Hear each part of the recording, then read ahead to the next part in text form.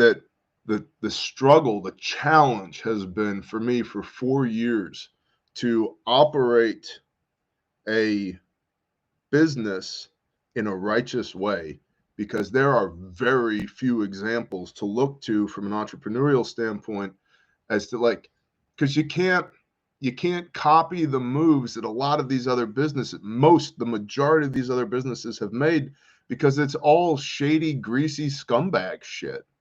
And I'm not allowed to do that. I got a book right there that says you won't do that. You can't operate that way. You can't treat people that way. Doesn't and we're people. We make mistakes, but we will always try and fix those mistakes, right? Because we're people. But we also know there's real people on the other side of this transaction too, and I'm supposed to love them as myself. I'm supposed to love my neighbor as myself.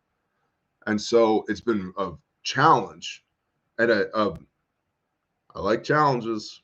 It's been a great challenge figuring out how do you operate a successful, profitable business that can pay the people inside of it a living wage and not operate on debt, and sell a frankly commoditized product in a market that's highly competitive for the preservation of life.